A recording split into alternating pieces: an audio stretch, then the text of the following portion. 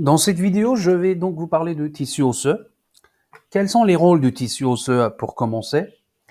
Le rôle du tissu osseux et l'ensemble des os, c'est dans un premier temps le dépôt de minéraux pour le corps. Alors on trouve dans les os du calcium, du magnésium, du phosphore et du fluor. Et cette accumulation des ions donne aux os leur solidité. Les os sont solides à cause de cette accumulation des ions. Ensuite, le tissu osseux et les os permettent le mouvement.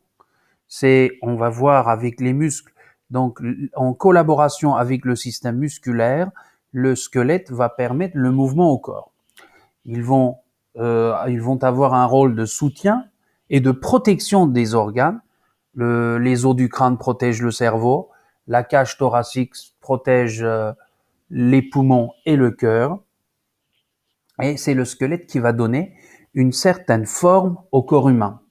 Et pour terminer, il existe dans un certain nombre d'os à l'intérieur une structure qu'on appelle la moelle osseuse, kémikilié.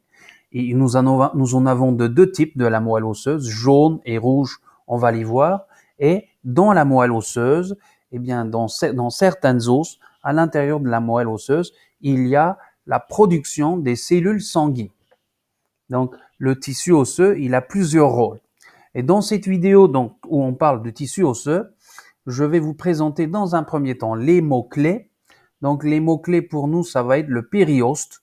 Nous allons voir que, surtout autour des os longs, il y a une membrane qui protège et qui couvre totalement toute la partie longitudinale des os longs, qu'on appelle le périoste.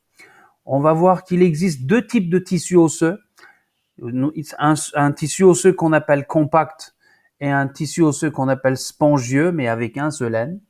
Et la moelle où il y a production de cellules sanguines, eh bien, nous en avons de deux types, la moelle jaune et la moelle rouge. Et nous allons voir que finalement, les os, ce sont des structures vivantes, même s'ils sont très solides, ce sont des structures vivantes, ils ont besoin de se nourrir et à l'intérieur des os, il y a tout un système de vascularisation des vaisseaux et des nerfs.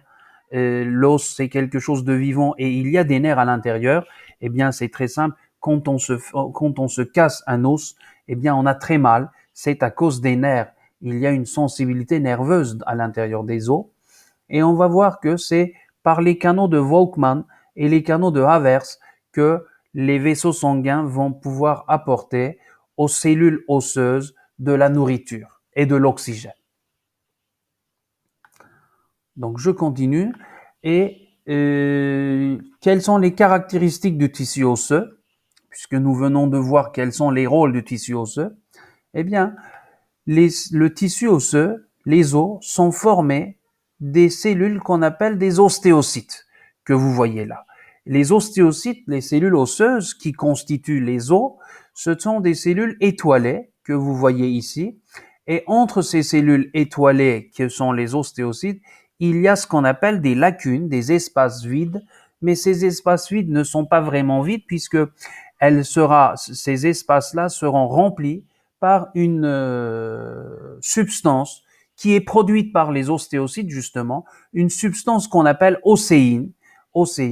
Et à l'intérieur de cette substance océine, il y a des protéines donc qui va donner une élasticité aux os, des structures protéiques, mais également dans l'océine, il y a une partie qui est inorganique, qui est formée des minéraux et qui va justement assurer la solidité des os.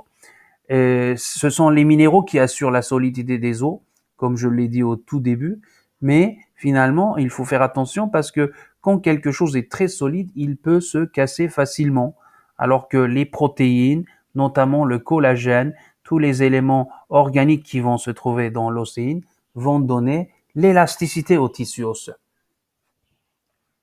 Voilà.